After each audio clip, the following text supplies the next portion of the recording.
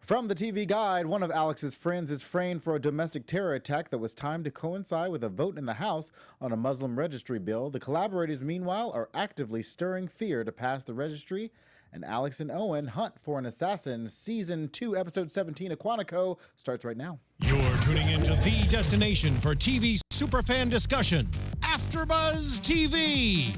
And now, let the buzz begin.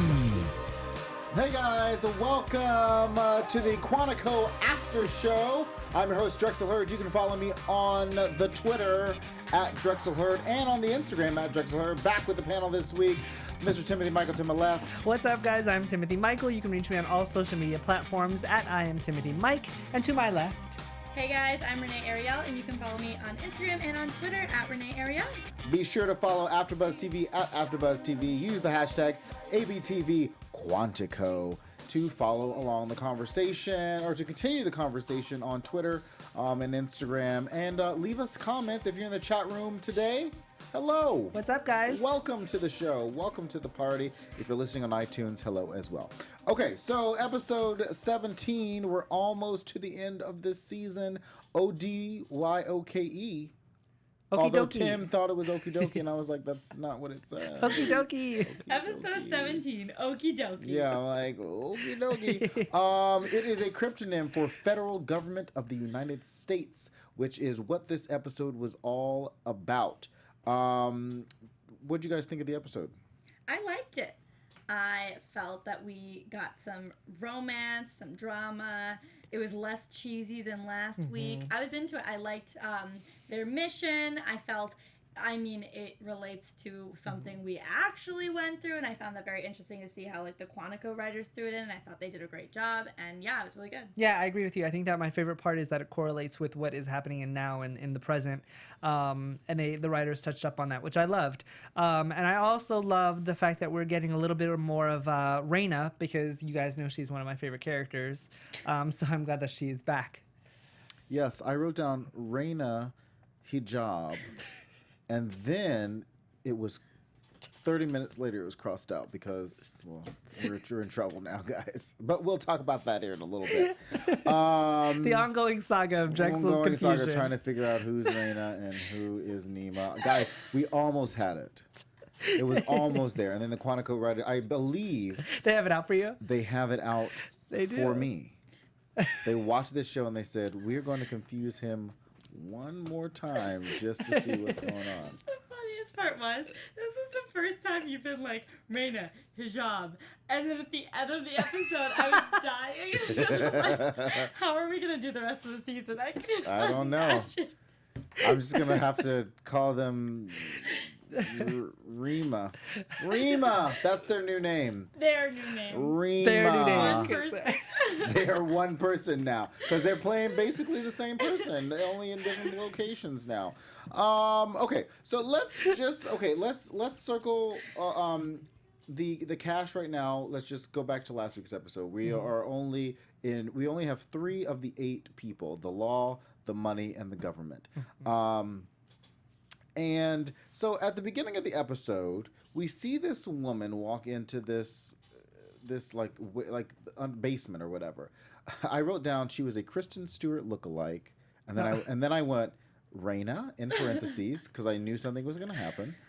And then she wanted the camera to see her face. However, and I know I'm about to skip ahead, but however, she did not look like Raina. She looked like Kristen Stewart, and that actress does not look like Raina. Yeah, she didn't look like Raina. Or Nima. Or Rima. She don't look like any of them. So how did they identify this woman as Raina? Like, people weren't even looking that close. It was crazy. I don't know. I feel like maybe the camera wasn't. She looked dead at that camera. She was like. For like 2 seconds too. And then that was it, right? Yeah, like 1 Clear. Mississippi, 2 Mississippi. Right. Girl wanted to she be probably seen. counted it Mississippi. She did. Yeah, but then they also put all of that stuff in last episode in Raina's apartment, so they probably correlated the bomb to the stuff that was on her computer in her apartment. Right, but I'm talking about from face recognition wise, they're like, oh, we've identified the bomber. but you identified her by face recognition. I don't know. That was weird to me. That's weird to me as well. So we meet Clay's friend Felix at the beginning. So we knew Felix was coming back because you always know that anytime that you get a character with a name, like the chances are they will come back. He is the senior. Chances are characters have a name. Well, but I mean, like like if we hear a name as an audience member, like chances are that's an important part of the show. Like that's something that is going to come back. He's a senior legislative assistant to Speaker Rourke, who is the government in the Gang of Eight. That's what we'll call them. We won't call them the Cash. We'll call them the Gang of Eight. And so Felix is working for the Speaker, and so we're now in this position. And we talked about this at the beginning of, right after the election, in the beginning of the second half of this season, where we were going to be starting to move into areas that the writers wanted to show under this world post Donald Trump. And in the real life, we have not necessarily gone through it yet, but a Muslim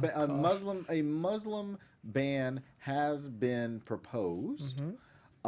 There has been attempts by this administration to ban certain groups based on their religion from other countries.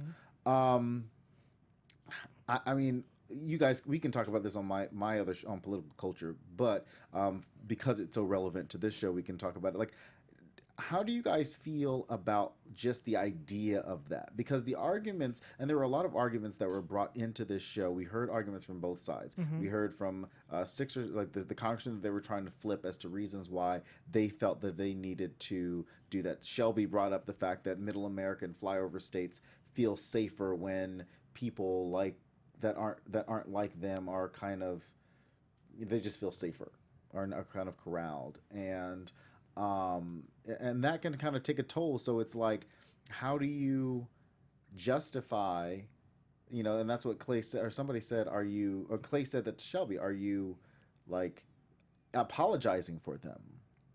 I feel for the like, way that people think like that. I feel like once you start using fear as an influencing tool, then you are on the wrong side of history. That's called terrorism. Because if you, okay, so terrorism. then I will go as far as to say that then the Republicans or the people who want to pass said a ban are domestic terrorists, because they do use fear quite often to get their point across, and I think that it is heinous, and I feel like it should. Like I said, if you have to use fear as an influencing tool, then you're on the wrong side of history. Because if there's no other argument that you can muster up to get your point across, then you're wrong.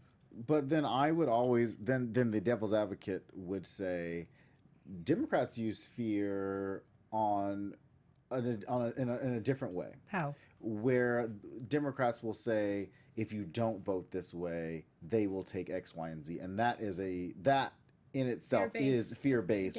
Getting a vote. So I'm saying, like, using fear is a tactic that's used by everybody in politics. Try to get somebody to vote in their direction. To what you're saying, Republicans tend to use it a little bit more, whereas Clay said, not personal. They Democrats tend to focus on identity politics and how people are feeling and how that's going to affect certain groups and stuff like that, whereas Republicans don't get wrapped up in the personal portion of that. It is all based on face value and what. But if you're representing people, shouldn't you be personal about it? And that's what the Sikh, the congresswoman who was a Sikh, who said, yes, if I voted based on how I would vote, how I would think, that's not the way that my constituents are thinking. So I think that people have to realize that sometimes,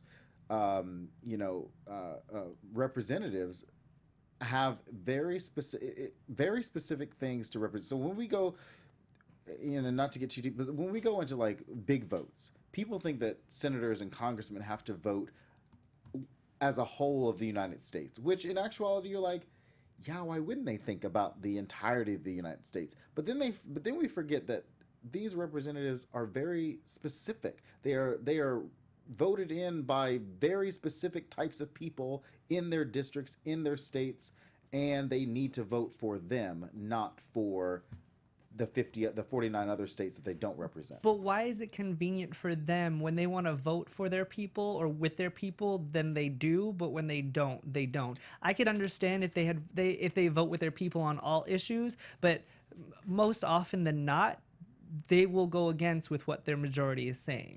Well, those people have a conscience. No, I'm not saying even for something that they either stand for that's good or something that they stand for that's bad. Sometimes it's more often that they will go for something that's bad and their people are like, no, we don't want this. And they'll be like, well, I have, money from this person, said corporations or said, defense contracts. And that's something that was in the montage of representatives that they were going after. Somebody said, "Oh, well, this guy's going to vote this way because he got funding for an airport in his district." And so, yeah, there are times where people go where what do they call the ways justify the means. Yeah, which is I'm going to vote. You might not like it, but on the back end, you're going to get something in return, which is you're going to get jobs in return for this vote that I just cast. See, this is why I hate politics, you guys. I just hate so politics. All of that, we can talk about it on Political Culture, but on my show, which is not tomorrow night, because we're not on tomorrow night. We're back next week. But so that's where we are right now with this kind of situation. I don't think that a Muslim registry is going to be a thing of.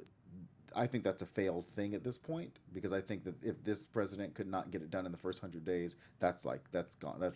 But I think but here's the scary part, and bringing it just back to Quantico, the actual show we're supposed to be talking about. If a terrorist attack happened on American soil right now, I feel like with the current administration and the current thought process that the country is going through, I feel like a Muslim ban would be reintroduced, and it probably, unfortunately, would be passed because there is so much fear and hate right now because of the current election or the current, administration, and just the thought of that is scary. Right, and I think one of the cool things and the scary things that the Quantico writers have been trying to show us is that there are times in where things can be manipulated out. And this is the whole purpose of this second half of this season, which is this Gang of 8 is deliberately doing something to affect an outcome later on. Mm-hmm. And yes, today here in California, we had another San Bernardino shooting. Now, it was all over the news, but this White House has not been focused on it because it did not focus on a specific type of person who they feel would have been the shooter. But see, that's another thing that bothers me about politics, and just to get into that really quick, they want to do a Muslim ban, but at the same time, the majority of domestic terrorist attacks that happen on American soil are done by American citizens who are Caucasian. Just want to point that out. They're not going to do a white people ban. What I'm saying is, like, you can't. It's just so hypocritical in the fact that. Yeah, we could go. Honestly, we could go around and. I mean, this could be a whole show. Yeah, 100%. Like, I think we're all on the same page about that. Because yeah, totally. Like, it's not. You can't just be like, well, better get rid of all these people because some of them did this, and because if you thought that way and that was really your thought process, then there would be like no one living. In and it's very interesting that they had the terrorist attack in Dayton, Ohio, which is a swing state, an election swing state. At a mall, you got a flyover state where a majority of Ohioans go, and they're going to be terrified, and that's what happens.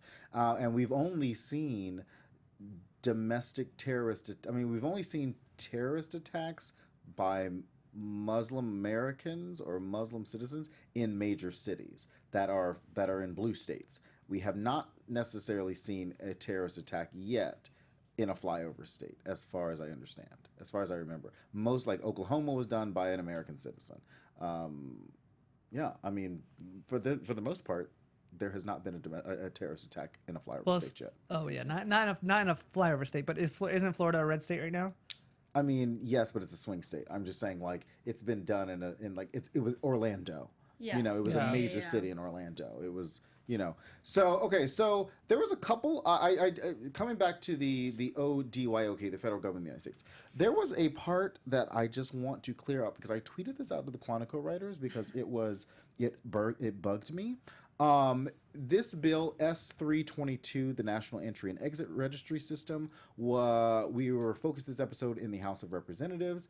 House bills are all labeled with HR. They are not S bills. S bills are Senate bills. Unless it is a joint bill, then it can be an SJ bill or an HJ bill. And I was very irked by that.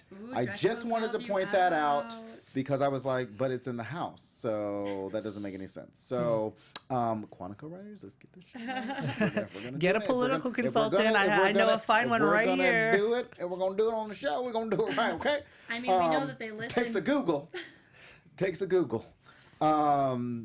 So S Bill 322 National Registry, and that kind of brought Raina back into this show, which I love, which you loved. Rather, I do love, which I liked. It just confused me because now I got to think about two more people. I think I think the reason why I like it is because it's two people coming from the same environment and having two completely different views of the world, and having two obviously different personalities. But the acting ability from the actress that plays Raina and Nima, because it is one actress, is just astounding to me. And just watching this episode today, that scene when they were at the table, I mean, she's just so good at playing both characters that. Right. She just makes this world real for me. And that's why I wanted Raina to come back, because I feel like Raina has such an integral part of Nima's life and who she is and why she is the way that she is. And that's why I love when Raina is involved in this show with Nima. And that is why they are one and they are Rima. They are not Rima. They are going to be Rima. We're making that a hashtag. No, we're not. Rima. You already put it on the top and circled I did. And now Rima. you added a hashtag. You dork. Okay, so the mission was to stop I'm gonna say House Bill 322 because that's what it should have been. Good job, Drexel. From happening. So then my question to you guys is, now we've got the CIA. So I wish the Quantico writers, I can't tell if they're in the CIA, like who's in the CIA, the FBI, like what's happening now.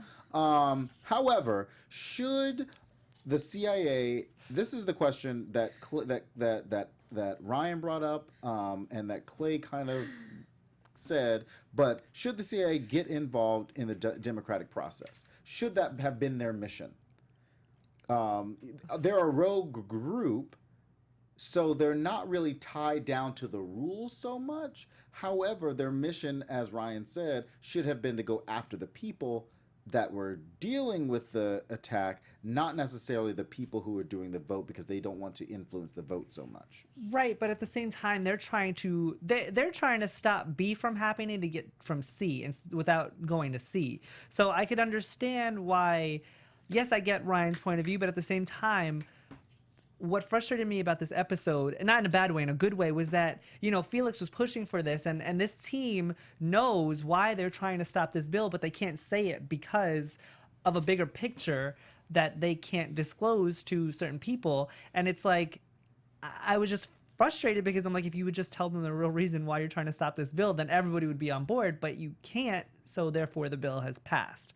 So I get why they wouldn't go, yes, they should go after the people that are, you know, going to do what they're going to do once this bill passes, but they also have to go after the bill first. It's a step process. But then go ahead. I disagree, because I think that if they all teamed up together to find out who framed Raina and Roger Rabbit, but then brought that to light, finding out it's not Raina, finding out that maybe it is someone else, and they could like have less fear with the Muslims, then perhaps that would have helped the bill from getting passed. Yeah, but they only had like literally legit 6 hours. Yeah, but obviously their attempt to talk all these people into switching their sides didn't work. Yeah, but that didn't work because they went to the wrong people. They went to the wrong people. So it wasn't like they didn't even have the people to go to. They were relying on the guy that literally is not on their side. His father is not on their side. So why would he help them?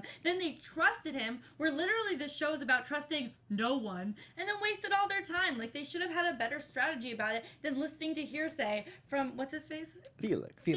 He's pretty cute. He's cute, but you're completely right. I completely agree with what you just said. And that is something that point is a great point, because we've gone through a whole season and a half now where our core team cannot read people. Yeah. Read a room. Except for Nima and Raina.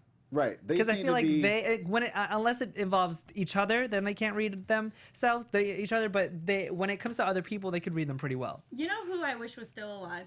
That woman who died in the last episode, because she was a good people reader. Like, if she was in that room, she Rebecca. would have been like, he's lying. She was a good people reader. Let's walk away. She was a good. She would have been a great addition to the team. Yeah. So the plan, if she learned how to run, passing this was to force the president to veto to eventually have another attack. But then my question is, and I want to know from everybody out there, like, what would have happened if the House bill would have just passed? If they just let it pass? It did. I'm sorry. I'm going to rephrase that.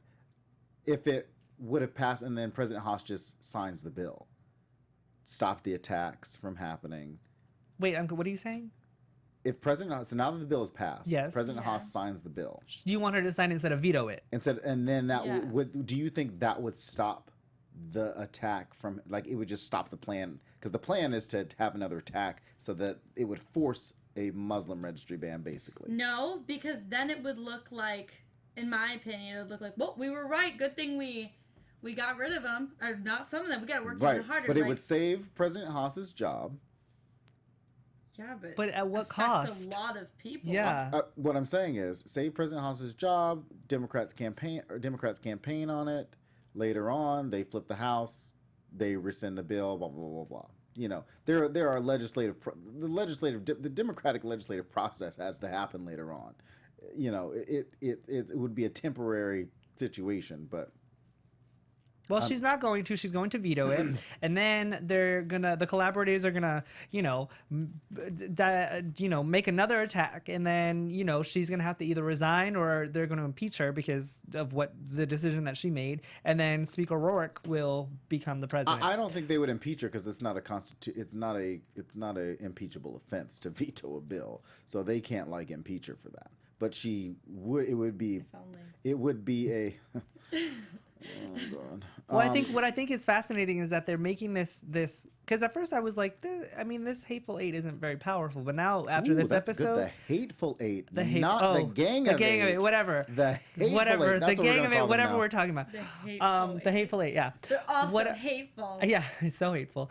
I didn't realize how powerful they were until this episode because they're thinking like 20 steps in advance. Well, they've thought 20 steps in advance, and now the plan is unfolding. Yeah. And, this goes right to the heart of big money in politics and, people. Speaker Rourke obviously is getting has a hand in it. So I want to know who is pulling the speaker's strings and why they want him in the White House, which is like Donald Trump right now. Why do the Russians want him in the White House? But we won't go there. We've already talked too much politics in this episode. Yeah, but it's all about politics. One of my favorite parts was the shout out to John Favreau, who was President Obama's speechwriter. Because Clay's a speechwriter, apparently. So now that this bill's kind of passed, here we are. We're going into the next episode. And we'll see what happens. What happens to President Haas? Yes. Okay, so let's move on to Sasha and Ryan. Now, Sasha has been flagged as a Russian spy, which we talked about maybe 2 or 3 episodes ago. Yes, because we saw the preview. In all fairness, no. This was when we first met Sasha, and we saw that her name was Russian. And we said, she's Russian. There is no way that she is not going to be flagged as a Russian spy. Yeah. We said that, just to be clear. Just to clarify. Just to clarify. You heard it here first. You heard it here first. So what? I think I kind of missed her little sob story. Mm-hmm. Can you kind of fill us in on what that sob story was? Her vague sob story? Yeah, I think it happened so fast, and I was trying to write, and I was like, what is she saying? I mean, the whole like gist of it was that she got out of Russia when she was older, but her family is still there. But she has to tell the FSB, and she has to feed FSB information about who she's working with, because Russia's framing her to kill her parents. So she's doing this whole thing to keep her parents safe. That's what she's doing, because her parents are still there. What a great story. That's a great story. I have thoughts for predictions, but we'll wait. We'll wait. Yeah, and so then like they have a really interesting dynamic that Ryan and Sasha, You think it's an interesting I dynamic? don't think so at which is all. driving Alex crazy. Oh, Well, I'm sorry. Who called that one, though? That's so weird. I almost remember a really fun person a few weeks ago being like, this is going to make Alex crazy because Ryan's going to start to really like her. And Must have been me. I was right. So I think what I love about that whole thing is that, do we really think that Alex is jealous, or do we think that she honestly believes that Sasha shouldn't be trusted? I think Alex is jealous. Alex is jealous, but it hasn't reached that point yet. Like, right now, she's jealous because she's like, oh, you ski? Like, Right. covering it up, covering it up. Information that she did not know. Right? Just wait for it. Wait for them to actually start getting serious, then it'll hit her. But do you guys even think that they should get serious? Like, because I feel like Alex had a point in this episode when she said, she's compromised. You have to drop her because you're putting us all at risk. I mean, but that's anybody from the out. That's anybody though. That's like, like when Shelby was with Leon. Like anybody that's not on your side, that finds out about what you do is compromise. You're going to be compromised either way. You know what I mean? Yeah, but they're working for completely opposite. At least Shelby and Leon were working for the same. But they weren't. They were working under the same umbrella. At the end, not But- when she was like going. Not when she was like he was her ass. Like you know what I mean? Pretending to be Sally or Samantha or whatever. Yeah. I will say with the Sasha Ryan. Her name is Shane. I will say with the Ryan and Sasha dynamic, the super basic, boring dynamic that they have, like the flirty, ooh, I'm starting to really like you, ooh, mystery, let's get to know each other on a ski trip. Oh, by the way, if you haven't been on more than one date with someone, maybe don't go away for the weekend. I don't care how cool your jobs are, that's like not the way to start a relationship. I think that's too much. So like, take it back. And also, I think what we touched on earlier is that how this group of people doesn't know how to read people, because he had the opportunity to just use the USB drive against her like 2 episodes ago, and then he didn't because he was like, oh, I trust her. And now we obviously see that he had to use the USB to kind of get what. So as an FBI or a CIA agent, I would like to, I had a little bit of a stroke there. There is. I mean, we'll get to the comments later, but like there is a comment about us not calling them CIA agents. CIA operatives. Operatives. Sorry. FBI agents, CIA operatives. I just feel like it's, as their job, they should be able to read people a little bit more and trust your instinct. And when your instinct is telling you to do something, do it instead of 2 episodes later when you have an actual reason instead of just your gut telling you to do it. I think somebody's in the chat room, and I want to say hi to them, but I don't know what they said. I can't read the It's so name here. small. But no, I agree with you. They should be way better at reading people. I watching this episode and hearing her sob story and whatever and all of that was like, this girl's lying. Like, I don't believe her. So somebody said you look like Nima today. Thank Oh you. my gosh. No, not you.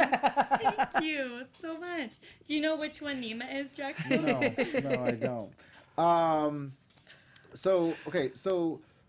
But then when Ryan goes to Sasha's house, now this is where my scandal brain kicked in because of the not last episode, but the episode before that. When you walk into somebody's apartment, like Ryan went in with this bottle. He went in like nonchalant. He didn't do like a little sweepy sweep, because I would have walked in. I'd have been like, first of all, I don't trust this whore.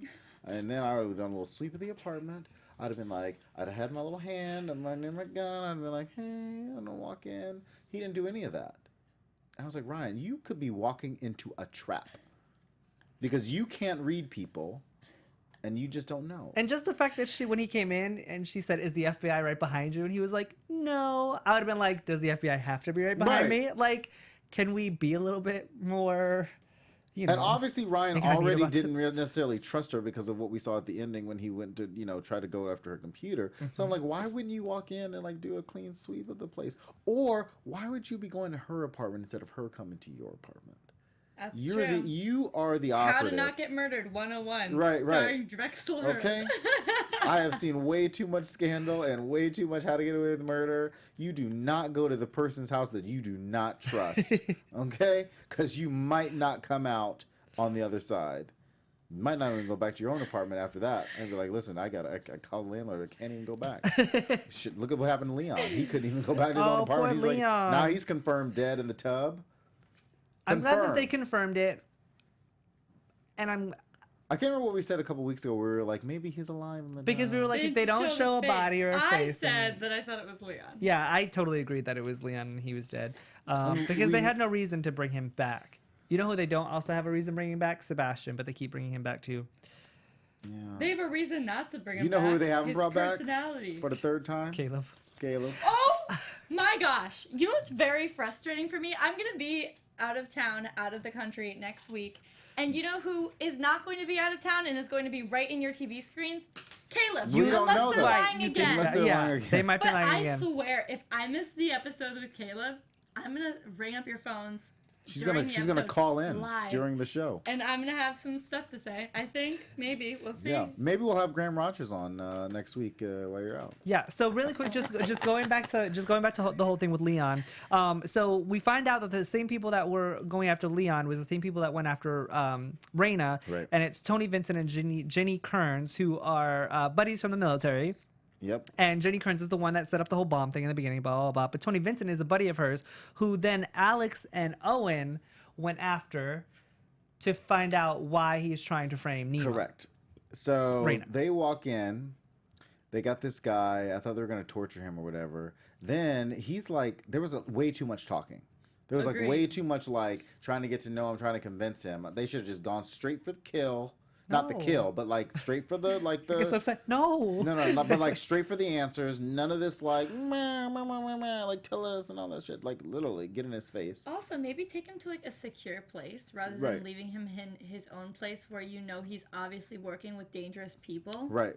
After he said there are dangerous people, like he gave them the warning signs. And he they're said like- they're coming after me. Right. Yeah, and did they do anything? No, they just sat there and kept talking to him. This isn't a slumber party, Alex. Right. Owen.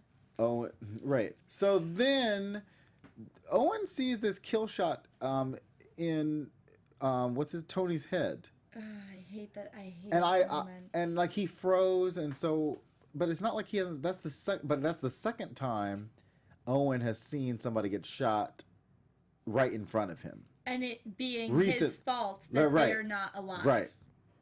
Yeah, that would be traumatizing. And especially because the guy said, will you please untie me? I'll tell you everything. Just get us out of here. Yeah. And Yeah. Owen did nothing, and then he got shot in the head right after, and then it came upon Owen. He's like, oh my gosh, I think too much. And I'm like, story of my life, Owen. Act before you think. It's not what we learned, but that's what you need to know in CIA. Act Right. before you think. But he's a teacher for the CIA, so for the fact that he's the one for him to be the one that's getting so, I'm blanking on where is my vote. Flustered. Thank you. Flustered by these, kill shots. I'm like, well, why? And I'm a little glad that they addressed that when they said, he's not the man that he used to be. That that's why they took him out of active right. fields in the first place, was because he kept making these mistakes. But at the same time, Right. like at some point you have to like get over it. Ali, what is that? Ali called Diva? Somebody in the chat room said, I feel like Alex was much more nonchalant about Leon's death than she should have been. Yeah, especially since she and Nemo were the last two people to see him alive. Right. And she didn't believe him. Right. But I also think that Alex is used to death by this point. Alex is one of the few characters that's like used to death by this point. And then, because didn't she like shoot her dad? Yeah, she shot her dad, but at the same time, her dad was the one that was trying to like beat up on her mom. But I mean, like, so she's not immune. Like, this is like she's seen death before. Like, it's not with close people. Yeah, but I feel like with this group, like, I feel like Alex is always going to be, or she shows that she's going to be a little bit more Emotional. Yeah, because But she's she only was the one- emotional in her personal life. But she was the one who was invested in Leon in the first place. She was the one that was like, we have to worry about Leon. Leon's going through it. Like, he went dark a little while ago. Like, I'm worried about him. And then when she finds out that he's dead, she's just like, Leon's dead. Right. I'm like, well, she said Leon's dead. And she didn't want to alert the team. Like, she didn't want to tell the team just yet, and like have everybody freak out, because then they would have locked down Nema. They would have locked down Raima, and because they were going after. They would have locked everybody down. It begins. It begins. Somebody said, Aquaman said, I don't know why they treat Leon's death like he was no one. Yeah, I mean, he was a major character from we saw him at the beginning of this season, where he trained at the farm, and then again when he became an AIC member and he was stuck in the thing. So yeah, we've gotten to know Leon just a little bit. Where's Diana again, you guys?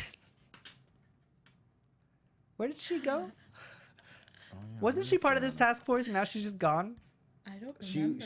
She was practicing. Oh right, she went back to her law firm, but she's still gone?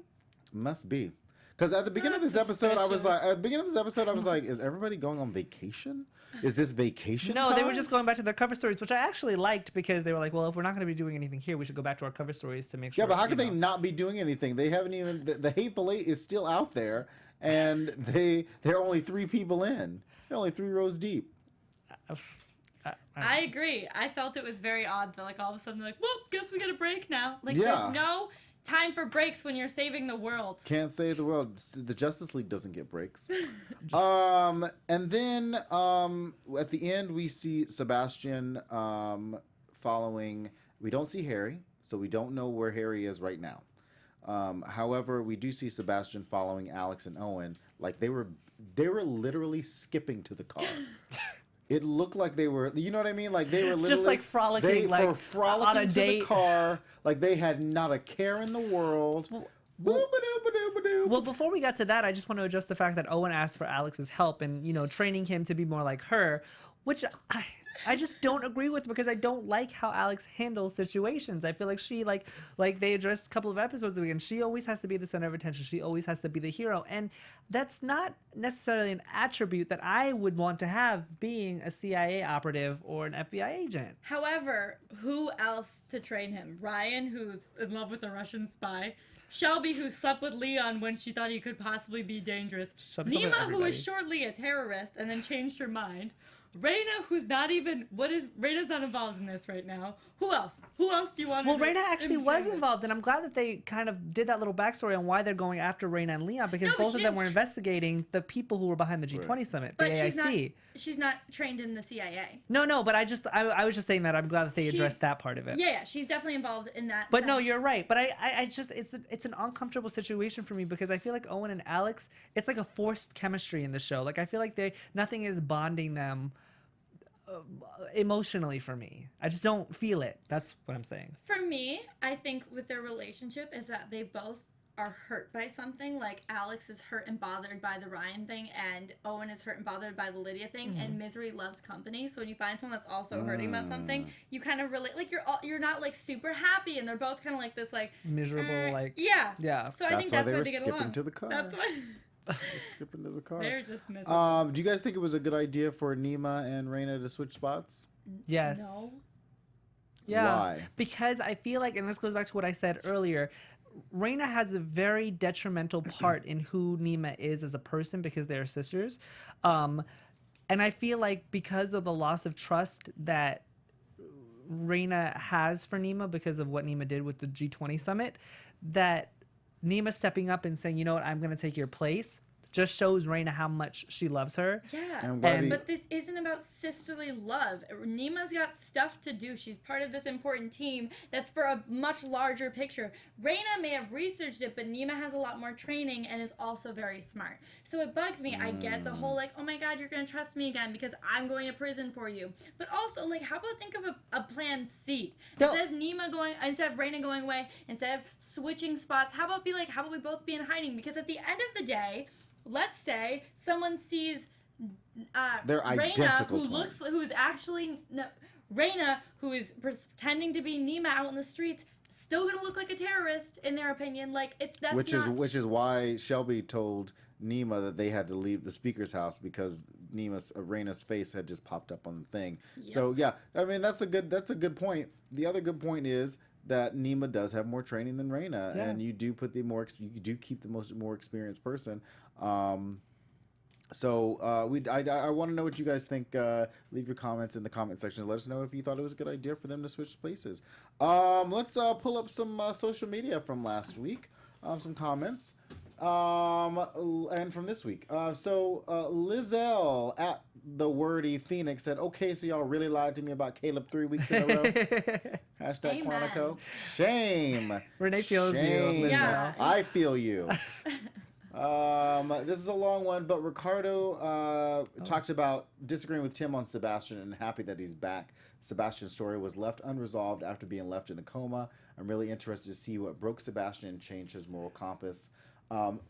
I look forward to seeing how Sebastian and Harry's storyline will end the next episode, although it has not ended just yet. It has been confirmed that the next episode, which was this week's episode, will likely be Harry's last episode because of an upcoming theater role that I believe the actor is doing. He's actually on Broadway, going to Broadway right now, I think, in New York City. But they film in New York, so that does not keep Harry off the show because the show films in New York, Broadway's in New York. I think they're good. And Smokin' Bago says, "I guess you can do it on here, but I would advise you never ever call a CIA person an agent to their face.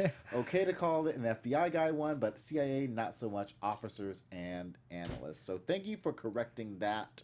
I love our tidbit YouTube of- people because they always keep us in check. And Keep we love us when you disagree in- with us, you guys. We Yes. love keeping the chat going, and everybody has a different opinion. So I love that, Especially about Sebastian. Yes. Yes. And I'm glad we're all in about Caleb. So yes. Yes. Yes. All right. So that's going to take us into next week. See episode 18 and to some predictions. Your AfterBuzz TV predictions. I Okay. like this one, guys. Yeah, it's I like because it's this quick quicker. one, Yeah, let Yeah. Renee do her predictions. I got 'cause- some predictions, guys. Go ahead. Okay, one, I think they're doing the creepy Shelby Clay thing that we didn't want them to do because literally she slept with his dad and his brother. Is this a soap opera now? Like, why is she also sleeping with the other brother? But whatever, something's happening with that. My second prediction is that Sasha is so lying, but this is what they're going to do. Oh my god, I was choked in my own spit. Ryan is going to find nothing. Ryan's going to think he's in the clear because Sasha is good at her job. She's not dumb. She probably knew he'd still come in, try to look for things, because if you have to protect a cover, you're not going to be like, well, I'll just leave this on my computer with no password and whatever, and then let him stay over. You'd be much more protective about that. It's kind of like if you're searching weird things on the internet, you clear your search history. Sasha's a Russian spy. I'm telling you, he's not going to find anything, but later down the road, when he's more invested, maybe when she has a ring on it, that's when it's all going to be unfolded. Sasha is going to be the Carly to Ryan.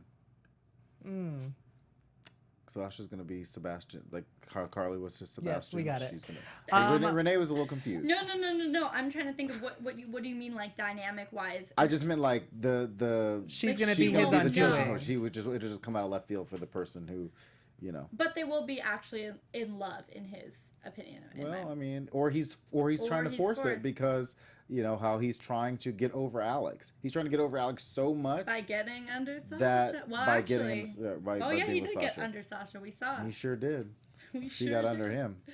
One of the two. I completely agree with you, Renee. I think that Caleb and Shelby are going to have this little tit for tat Right. thing. I mean, Caleb and Shelby are going to have this little, Which is what happened in confrontation the in the preview. Which he's like, you can't, whatever's happening with you and Clay can't happen because of said, obviously. So I think that whole thing is going to come to light, which I don't want to happen, but it probably will. And I feel like I feel like Sasha's going to be a part of the Hateful Eight. Ooh. I feel like she is so. Which part do you think she's gonna be? I have no idea because I don't exactly remember all the parts right now. But she's too smart not to.